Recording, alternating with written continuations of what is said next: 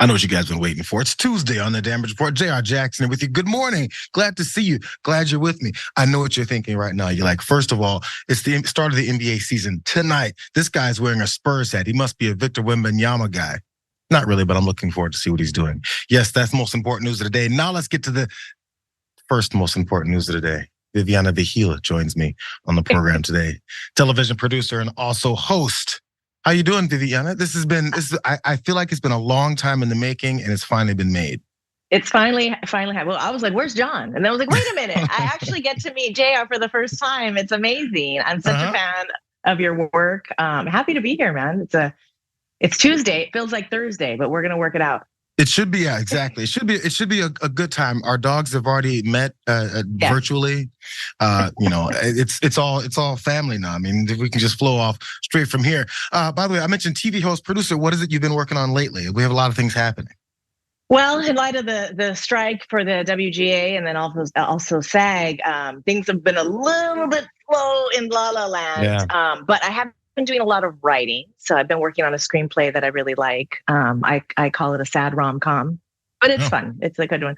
And then we'll be gearing up for Leguizamo Does America in just a couple of months. Leguizamo Does America was a docuseries I worked on that just aired this summer. And we're going to be starting up for season 2. So that's happening.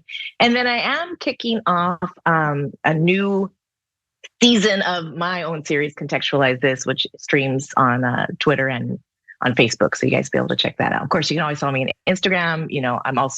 I guess I'm not so much on Twitter anymore. Yeah, no. Mostly Instagram, okay? Well, on Contextualize This, you talk to smart people about the news and things that drive our society every day. Am I right? Well, I like to take really complex situations and just really contextualize it by getting an academic or somebody really educated in the field to kind of break it down to us. Why are we here? I know I had an episode about street vendors and that whole conflict within street vendors. So where did it start? Why is it a conflict? Why is it a problem? And so we kind of go back. I talked to a lot of anthropologists. My dad's a cultural anthropologist. I've been surrounded by anthropologists my whole life.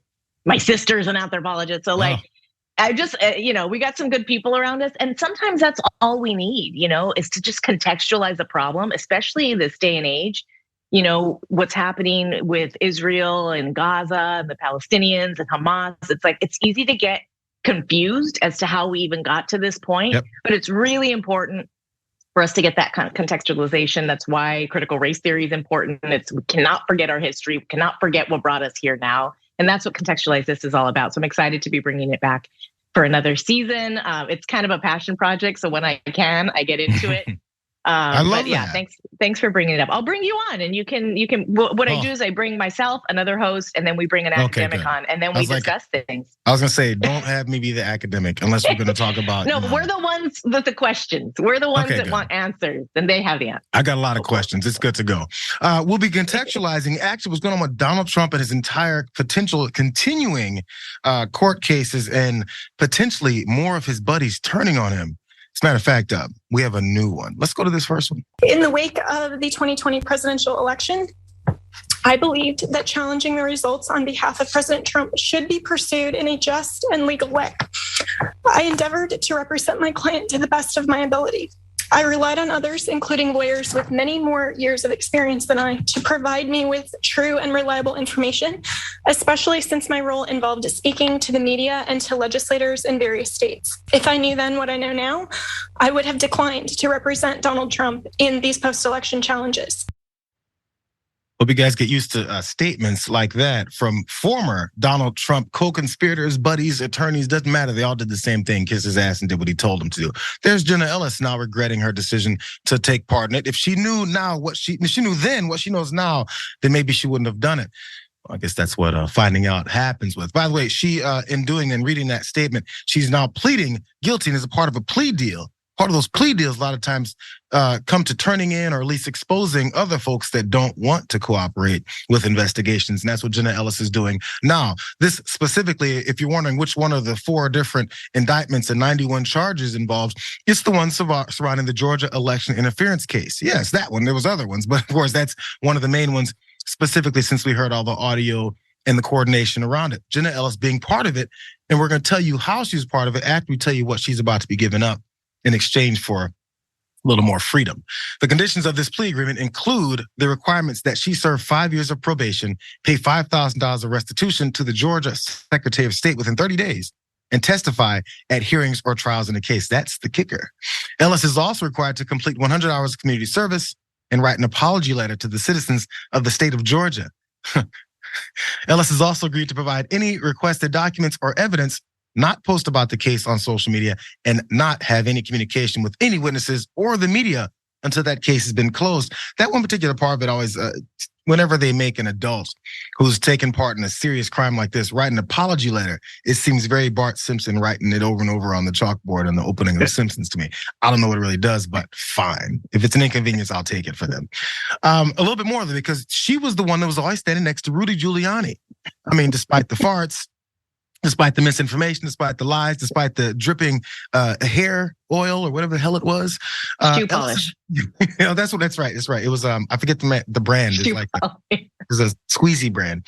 Ellis has implicated him as well, New York Mayor Rudy Giuliani, in this plea deal, in admitting that she aided and abetted his false statements to Georgia lawmakers at this December 2020 hearing, where they both peddled some baseless voter fraud claims. And last thing is what she's now charged with.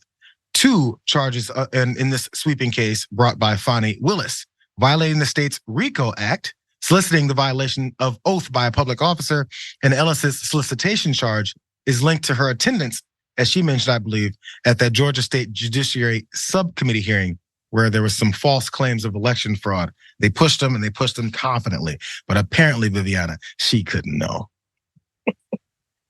I had no idea that interfering with lawful elections wasn't gonna get me the clout and attention that I wanted, and instead I'm in trouble. I got caught. I don't know. Blonde tears don't have an effect on me, I'm sorry. It works in courtrooms. I guess it works with police departments. It works with. They're used to it working, Jayar. They're used to it working. That's why she tried it. They weren't even real tears, Jenna. Are you saying it was sad when they get caught? Everyone's sad when they get caught. Come on, I'm sorry I got caught. That's what her little Bart Simpson chalkboard's gonna say. This is what I keep seeing though, and I'm always been, just to introduce you to at least my perspective on Donald Trump. I'm hopeful and I'm not expecting. So how many more people will flip? Well, last week I just talked about Sidney Powell just flipped.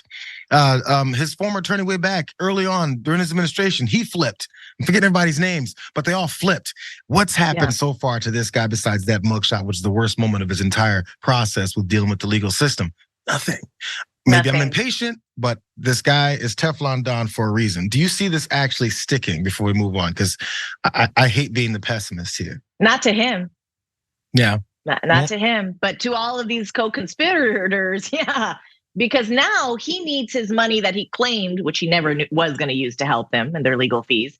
He claimed he was gonna help them, but he needs that money now to win this election. So he can't help them now. You're on your own. You shouldn't have made any mistakes. You shouldn't have believed me.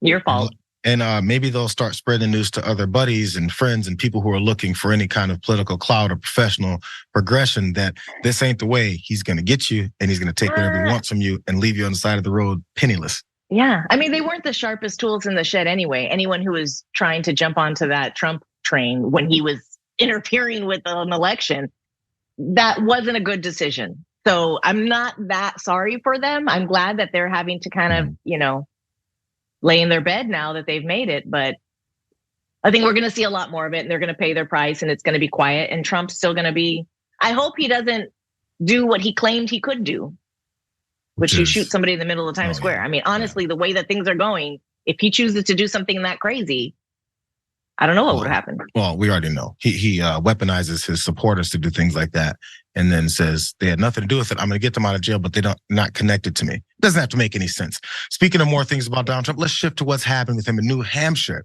It's a bit of a dual visit here. He was there for the fun of campaigning, but he's also there for the not so fun part of being heckled as he's trying to campaign and trying to find his name on the ballot in that state. Let's watch what happened.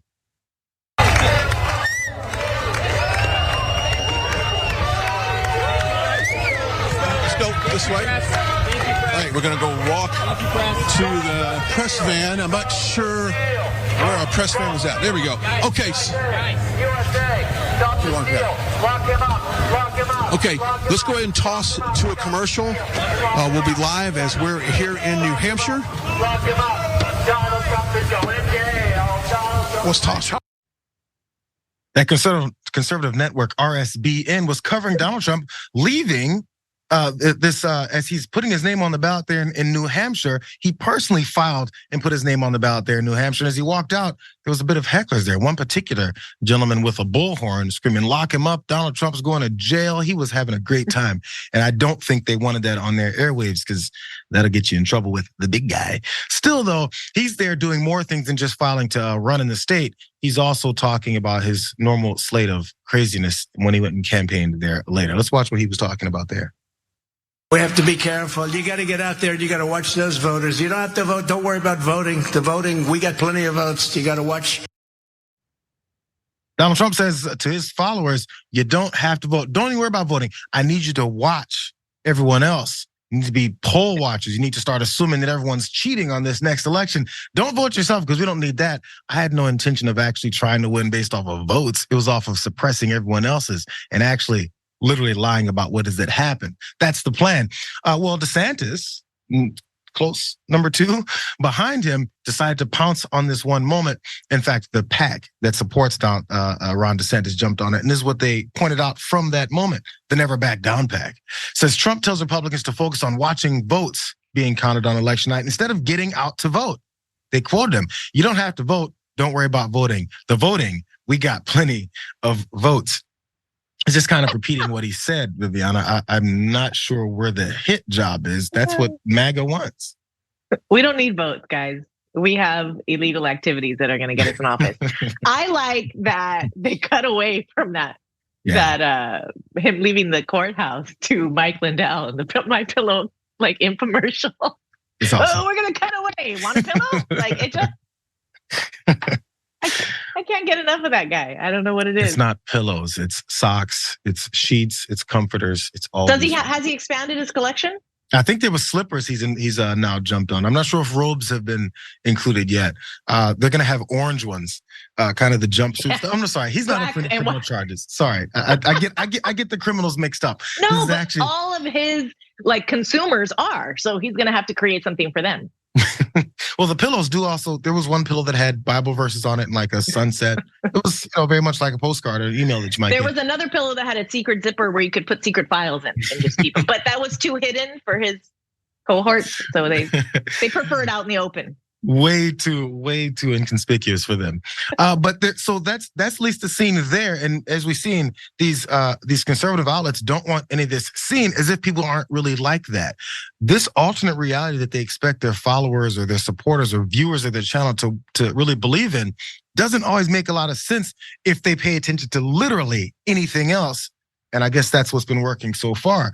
By the way, in doing that, we've fooled a lot of people into thinking that whatever Donald Trump says is the gospel. So he continued on because as he was off in New Hampshire, Donald Trump wasn't only lying about his entire his legal cases, but also he started talking about the Israel-Palestine conflict, which finds him all over the place because we've seen him complaining about Benjamin Netanyahu, despite the fact that from America's the governmental stance is all backing all of his actions and everything that he does. Donald Trump finds himself somewhere in the middle because he just has this disdain for certain people, but doesn't really want to say it out loud.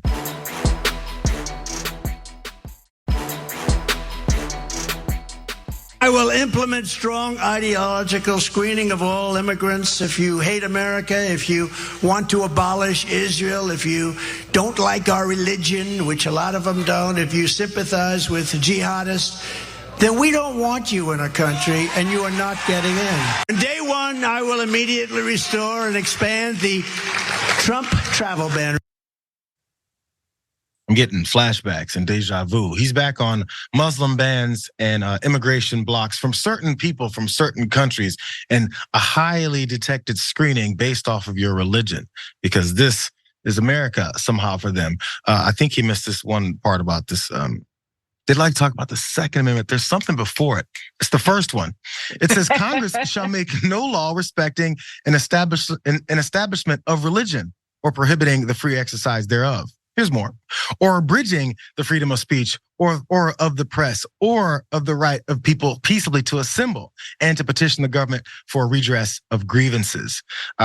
They like to talk about amendments, but they don't like to read them. So as he's talking about this and going to about how he's going to go about his next term after his gap in these 4 years, he's going to go back doing the same things, just I guess a little bit more egregiousness, anger, He's revenge. playing the greats. He's playing the greats, Jayar. That's what works. That's what raveled up his base, right?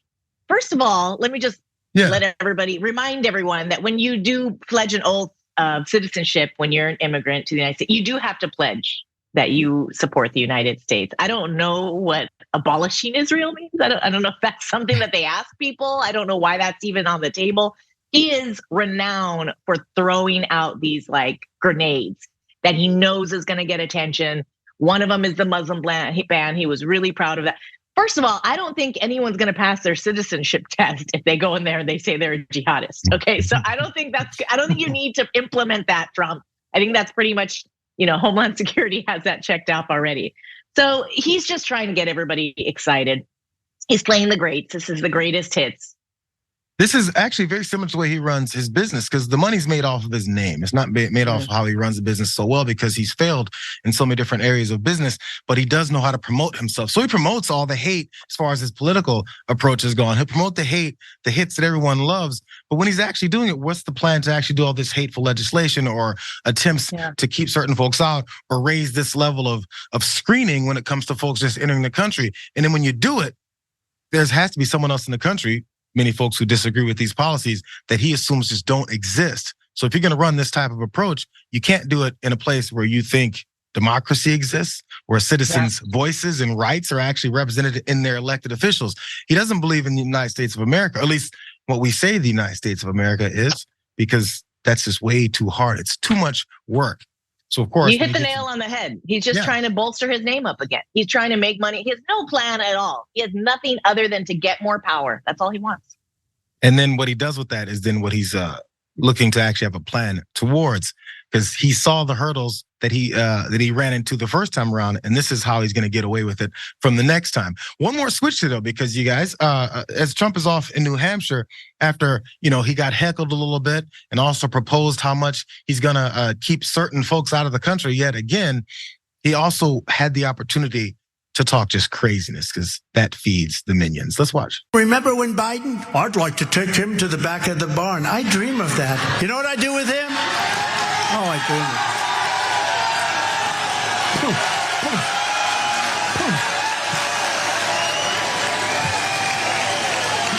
I'd hit him right in that fake nose. That fake nose. They'd have plastic lying all over the floor. But I don't want to say that. I don't want to say it. I just said it right before I said I don't want to say that. Again, so back, we're talking about the hits from the original Donald Trump 2016 run. It's violence. It's talking about banning people and how much you hate the other. And now it's back to punching again because, I remember that time that Biden said something about being a tough guy. I'd punch him in his nose. Except he said one thing that stuck with the real visual people in this country. Some people call them Q. Anon. Because after he said that, some folks jumped on it and said, I knew it. In fact, let's go to this random crazy person on the internet. He said, Trump once said that Biden's a different person who doesn't know he's alive. He's remembering all this. Now he says he punches fake plastic nose off. Would he be saying these things if this were all part of a benevolent secret patriot plan? The truth is, he said, based off of, I want to pause every time someone says the truth is, based off of what should be your first question. This guy says the truth is the cabal put a rapidly aged clone of Joe Biden in the White House because that's the only puppet they believed they could justify stealing the election with. That makes no sense. White hats aren't running a show. Good doesn't pretend to be evil. Trump isn't the president. We're watching a black hat clone show. Be proactive, not complacent. What are we afraid of? Even if all that's true, Viviana, what exactly are we afraid of? What's the white hats not running the show? And if Trump's not running the country, but then I guess a gelatinous version of Joe Biden is, who is doing it? Because I heard it was Obama last week before it was Hillary Clinton. And then after it was Bill. I don't know anymore. I think that's the point though. That's what they want us to not know. First of all, they need to know what biology and sciences are all about. Okay. If he is a lizard man, His nose is not plastic. It cuts off like their tail and it just regenerates. So it's not plastic at all. He's just used to all the plastic surgery around him. That's why he got confused. But This is why I'm glad you're on the show today. I wouldn't have known that at all. the lizard prince, here is the real horrible thing that's going on. Yeah, Biden actually isn't really that in power. It's the DNC that's in power, just like it's the RNC that's in power. Well, they're a little rickety as well. The DNC has a lot of power, and that's why we didn't see Biden. That's why we didn't see, why am I blanking on his name? Bernie in the race the last election cycle, because the DNC has so much power, they'll push out anybody they want. And they are propping up Biden. So these crazy lunatics who believe in gelatinous masses are not that off, that it is some sort of like figurehead. That's how we ended up having Feinstein in office until the end of her life. We need to really take control of the DNC and make sure that it's a more valid organization right now and not just power hungry grabs that Nancy Pelosi runs. Come on, lady. Yeah, and I think a lot of people continue to support that system based off of the fear that the other party would somehow benefit from pulling back from, or at least taking some of the power and voice away from some of these large organizations that help run the party, or at least kind of be the voice of the party and who gets these opportunities. There's a fear based off it, so we end up with the Joe Bidens of the world, which are like, but then you end up with crazy things, saying like gelatinous plastic people. It's not that complicated. It's a little bit more basic than that, and it's been the history of politics forever, really. And so we just always have to question power. We always have to question those that are in power. That includes Joe Biden. If Trump comes in, we're gonna ask him. We're not gonna get any answers from him, but we can continue to question him as well. That's what our responsibility as a society is. And so it's easy to get distracted with all this nonsense, especially when you have somebody crazy like Donald Trump up there. But the DNC is not making it any easier because it has become a this or that. And the Simpsons have a really great episode about that with Kane and Konos, the aliens. And they're like, it's a two-party system. You got to vote for one of us. They're both aliens. You know what I mean? Aliens they were always on point. You mentioned history, and I think you also mentioned the craziness behind it. Let's combine those two, because Donald Trump had a little bit of a history lesson, and he also somehow melded himself into it. That's not the surprising part. Surprising part is how ridiculously clueless he is. Watch this. Look what happened this weekend with two good people. They hound them and they scare them but we don't get scared. We don't get scared. I'll tell you what, I don't mind being Nelson Mandela because I'm doing it for a reason. Nelson Mandela was charged with having organized an illegal strike and with leaving the country without valid travel documents. On the trip in question, he had traveled to Addis Ababa to attend the Pan-African Freedom Movement of East and Central Africa Conference in February of 1962 to rally support for MK, an underground wing of the African National Congress. You tell me if that has anything to do with what Donald Trump is dealing with. Where's Will Smith when we need him? We needed him to go up there and then say, you take Mandela's name out of your mouth. That's what I needed in that moment. How dare he? I'm ready for a podcast where Melania comes out and talks about how they haven't been married for the past 7 years anyway. Sorry, we've gone over time. Let's take a break. See what you guys are talking about when it comes to these first two stories. Love having you on, Viviana. We'll talk to you guys in a couple more seconds, and then we'll get back to more as we get back on the damage report. But what we're going to get back to is the state of the race. You guys know this, and I think I'm one of 5 people in the country. There's a thing about Tim Scott that continues to interest me, and he's back in the news, but not for good reason. And it has this speech. We'll talk to you guys in a second.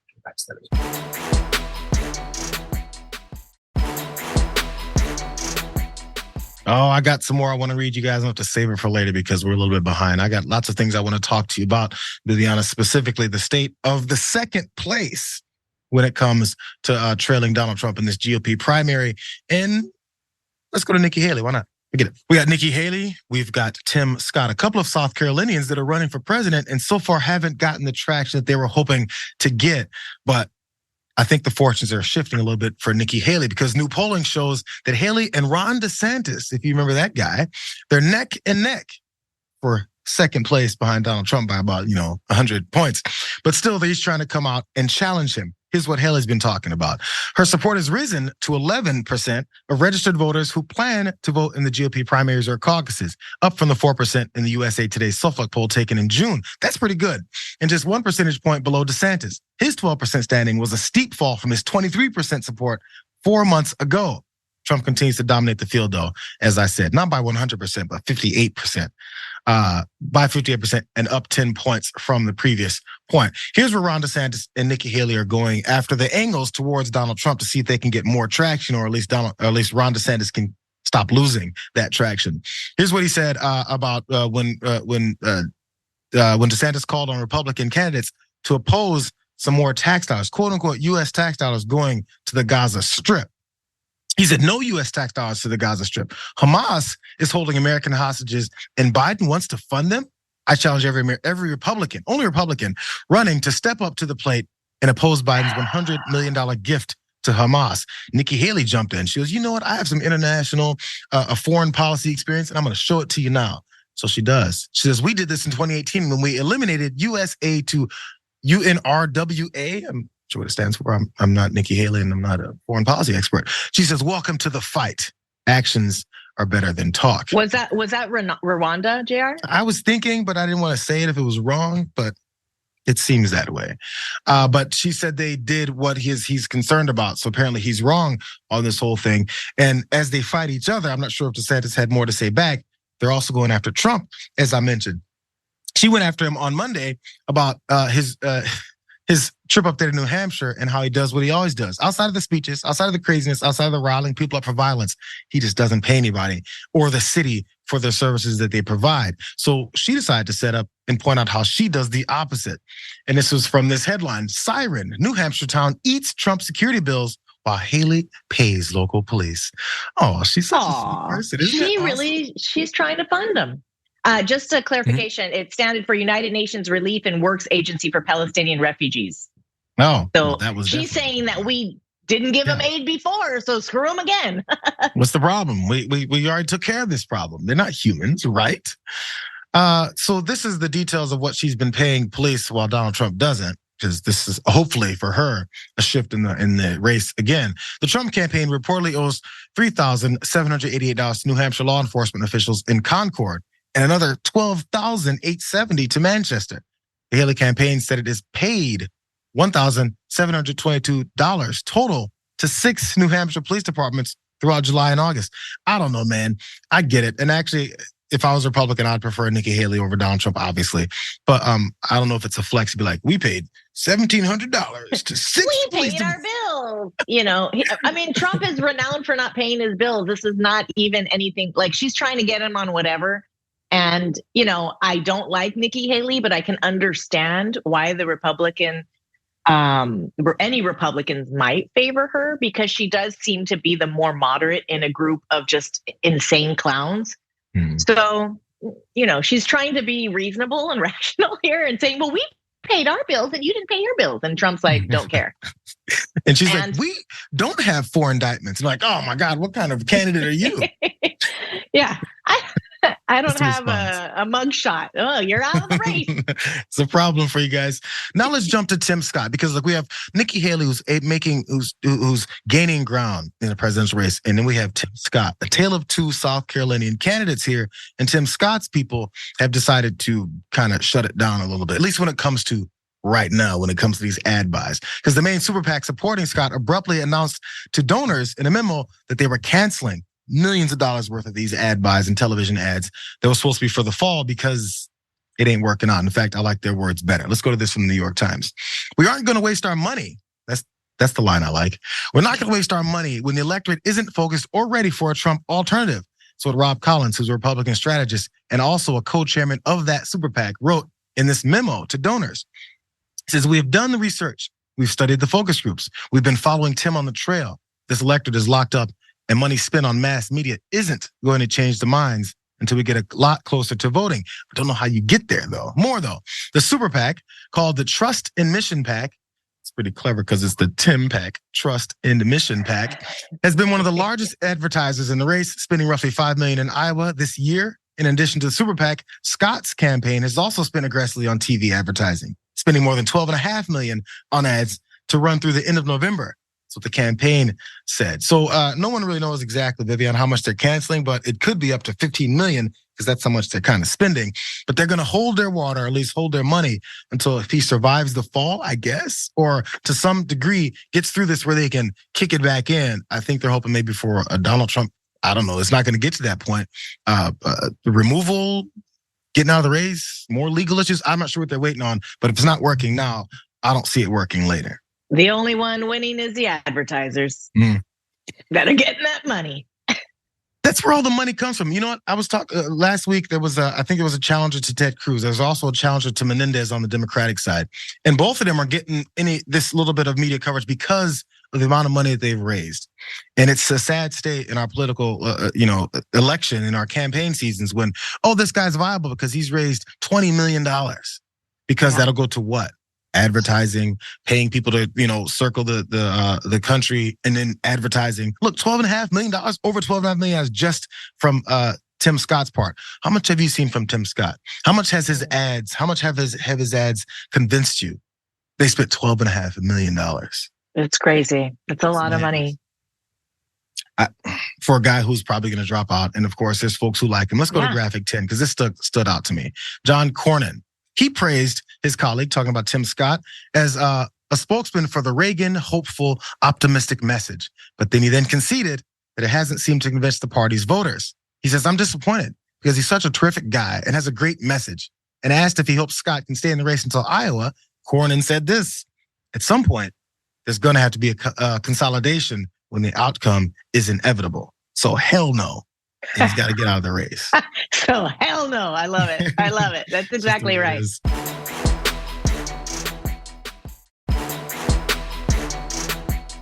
This summer, Joe Biden said, where's the money? Well, we found some.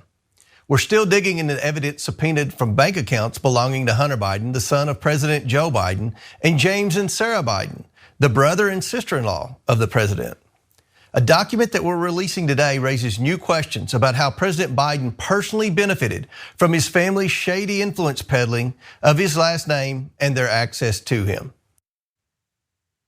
We've got bombshell evidence here. James Comer, who's been in front of TV cameras and not having much anything else to say, he's got bombshell evidence. And by the way, as you guys listen to the rest of what he's saying here, pay attention to words politicians say. He says, this document raises new questions. New questions. This document doesn't show anything, doesn't have any concrete evidence as to the conclusion that we're coming to. We've got new questions. That's fine. Let's see what more questions these documents raise, James.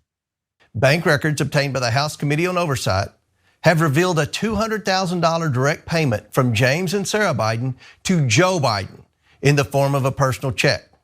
Here's some important context about this check we've obtained in our investigation. In 2018, James Biden received $600,000 in loans from AmeriCorps, a financially distressed and failing rural hospital operator. According to bankruptcy court documents, James Biden received these loans, quote, based upon representations that his last name, Biden, could open doors and that he could obtain a large investment from the Middle East based on his political connections. Political connections, your name, sounds like Americans to me. Folks with money that like to tout their name around and potentially get some kind of agreements with companies, corporations, or other rich folks, because they're like, well, later on this will all work out. It's my loose translation of what it is I think they're trying to say. But here's more concrete versions of it, because Democrats on the House Oversight Committee say that the personal bank records recently provided to the committee do show that Biden loaned his brother money. Have you guys ever loaned your brother money? I'm going to stop giving you my thought process. Let's just take this straight. I'm going to stop being slanted here. This is what's going on. These records actually show that President Biden was the one who stepped in to help family members when they needed support, including by providing short-term loans to his brother. That's what Jamie Raskin said, Democrat. Raskin also added that the 1,400 pages of records the Republicans got from their subpoenas, which asked banks for several years of records relating to the president's brother and son, show no wrongdoing, but do reveal payments for things like groceries, vet visits, and plumbing repairs. A little bit more because we have an image as well. HuffPost obtained a check, obtained check images and a spreadsheet reflecting wire transfer records that mostly corroborate Raskin's claim about the $200,000 transaction from March of 2018. Keep that date in mind. The documents suggest an account connected to Joe Biden sent James Biden $40K in July of 2017 and $200,000 in January of 18, and say that James Biden paid the money back without interest. The wire transfer records do not say, however, that the payments to James Biden were loans. There's that check that was paid back to Joe Biden, and once you see a copy of a check, the actual handwriting and signatures, it means it's whatever it is you want to say it is and not what it actually was. Viviana, thoughts? I think I need to hit up my brothers and sisters a little bit. I mean, $200,000. I'm like, what kind of, I got 6 brothers and sisters. I got to start making some calls this afternoon. It sounds like James was in a bit of a pinch and he had a lot of vet bills and he paid it back. I mean, I don't know. When people start saying like shady evidence, but they're not giving like actual facts, they're just saying that they think it's shady. And this is more questions, but they don't even say what the questions are. They have just been hunting for this. And I'm sure that there has been some BS going on with the Bidens and things going on. But it's like, really, is this what we're concerned about right now? We have horrific things happening around the globe. We have a very important election coming up. And this is what they're putting their attention on. What we look for is principle, is the thing. I'm sorry, Viviana, go ahead. No, I'm just, exactly. And this guy Comer has no principle. He's just up there spewing just, gossip, essentially. And hoping that it'll change people's minds or maybe take their minds off of, number one, what's going on in the House, how they still don't have a speaker yet. Number two, Donald Trump is campaigning around the country, but after campaigns, he's going into courtrooms. All these things you want to maybe get people's minds off of. And then so maybe you want to insert more thoughts or doubts about what is that's going on. Because again, it's the singular process of our followers and our voters listen only to us. So whatever reality we want to give them is the one they're going to take in. And even when doing so, the one thing I got to give to James Comer, when he doesn't have anything, he does kind of admit it, even though he came out saying, I have everything.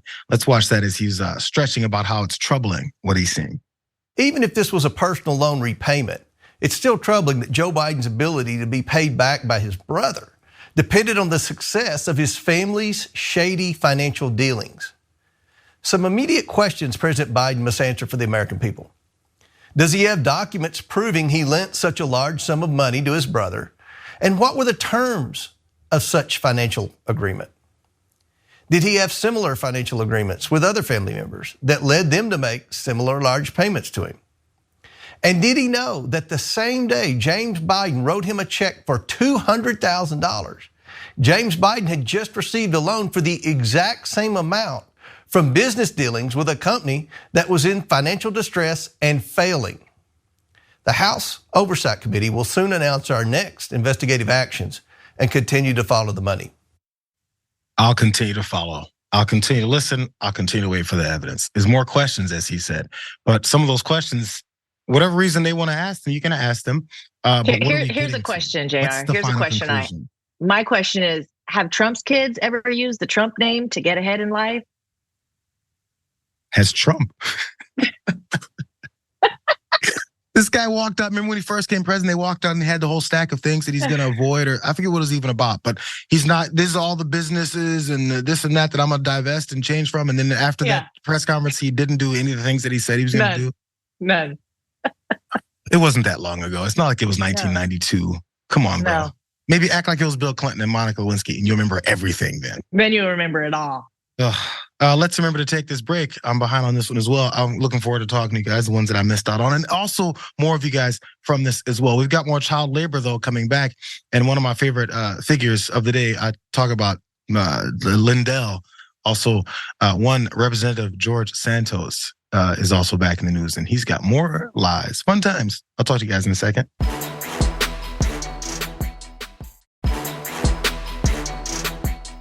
Maybe you guys have heard of George Santos, or maybe you've heard of, what is his name? Anthony DeVolder. One of those guys. He's apparently skirting some of these things he's been caught up in, his lies, how he got himself into Congress, but there's more coming because the dude just can't help himself. So George Santos is now, I guess, not being believed for a situation with his niece. Apparently a kidnapping. Very serious story. We just don't know where it lands. Representative George Santos recently told a New York Times reporter that his 5-year-old niece was kidnapped from a Queens, New York playground. A quote, high-ranking police official, however, told the same publication that the incident was likely made up. Likely made up. I wonder why it's only likely. We'll see. Because Santos dialed up reporter Grace Ashford, and she originally wrote the initial Santos expose for the first time in September of 2023, just last month.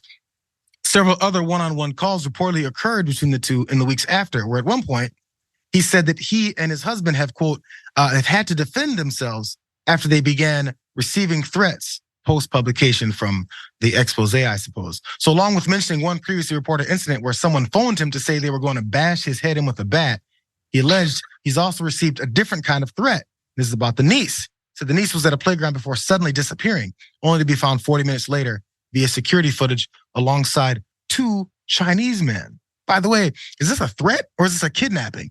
One of the threats was that she was kidnapped. That's no longer a threat, that's action. Anyways, continuing, Ashford added that Santos heavily implied that the alleged kidnapping was due to his own prior statements, because of course it comes back to him about the Chinese Communist Party.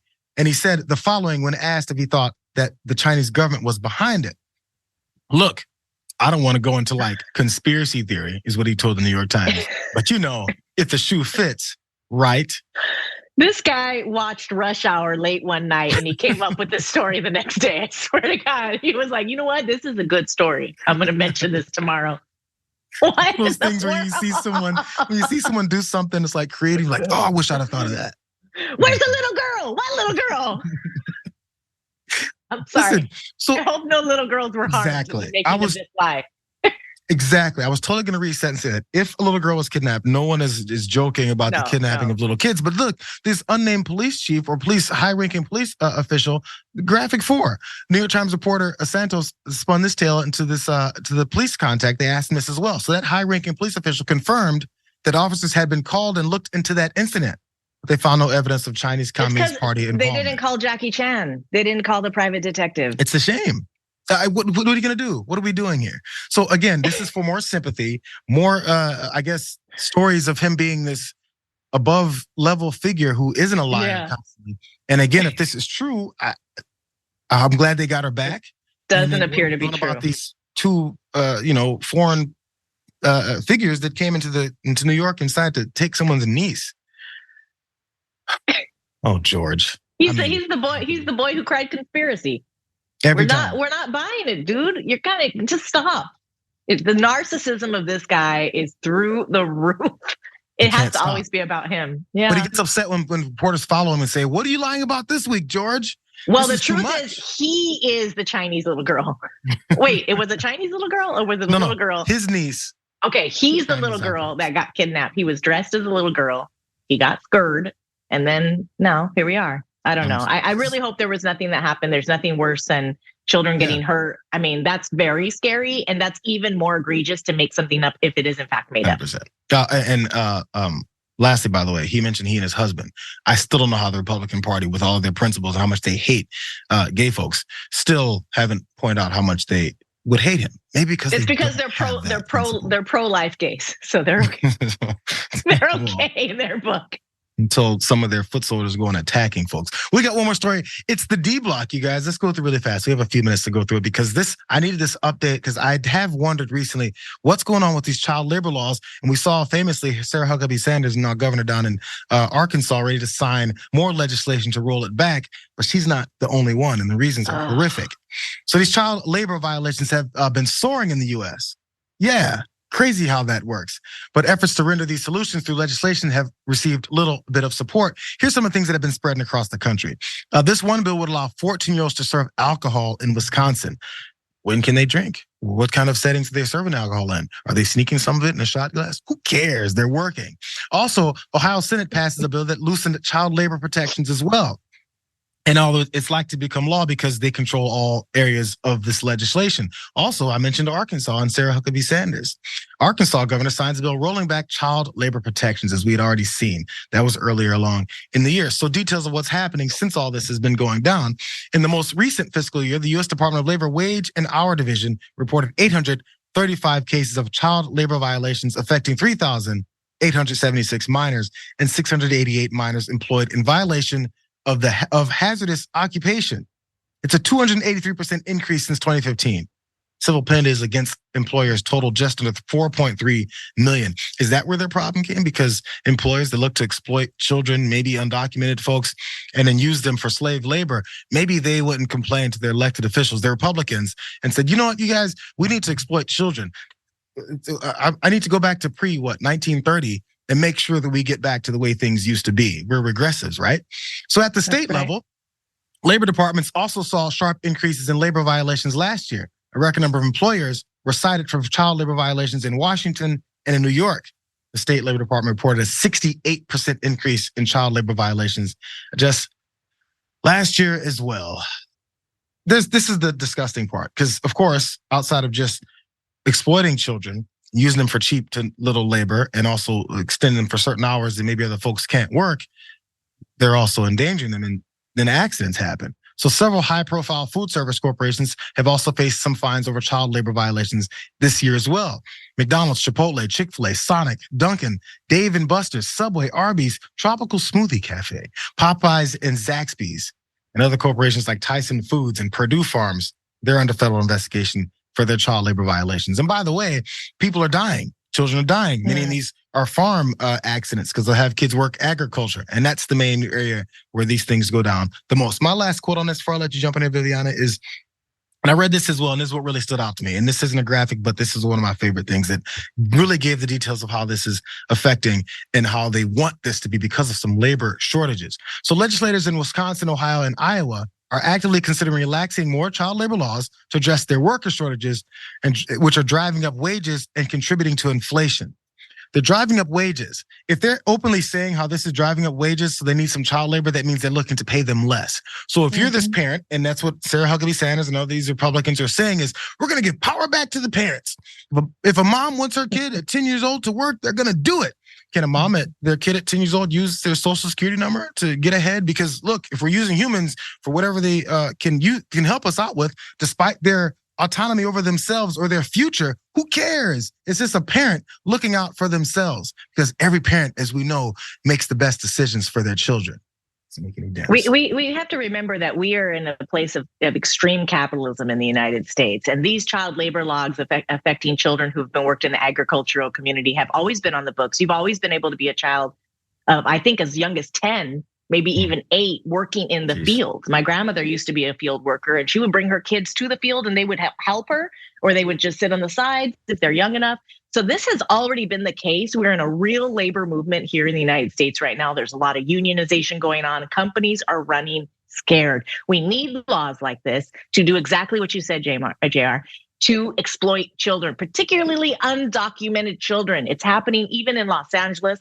We had Texas busing out immigrant families and putting them in all of these cities, sanctuary cities across the US. Well, now these so-called sanctuary cities are going, ooh, we could actually put these guys in low-paying jobs and get that work that we need. Instead of figuring out this labor situation where people can get paid fairly, let's find ways to exploit it. And it's happening across the board. It's not just Sarah Huckabee Sanders and all the extreme conservatives. It's happening on the Democratic side as well. So we have to be really, really hawk-eyed in making sure we protect children here, because you'll have parents that say, I want them to work. We already went through this. Again, critical race theory. Let's go through history again and see what happens when parents are able to put their kids out of school and into work. What happens to society?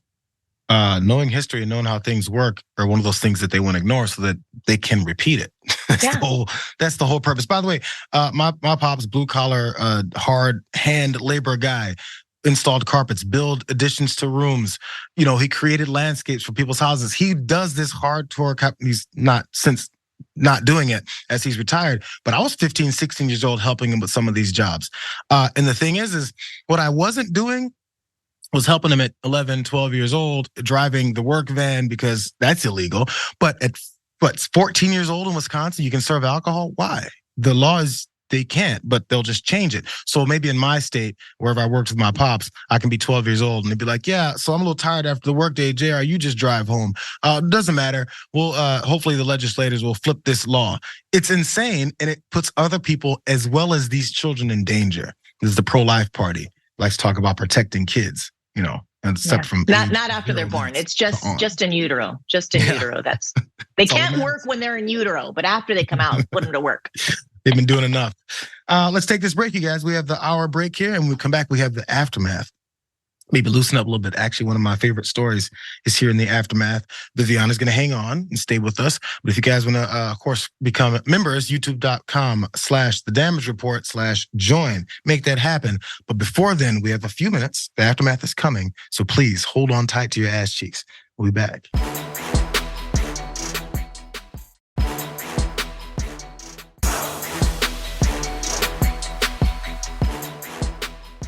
Thanks for listening to the full episode of The Damage Report. Support our work, listen ad-free, access members-only bonus content, and more by subscribing to Apple Podcasts at apple.co/TYT. I'm your host, John Adarola. I'll see you soon.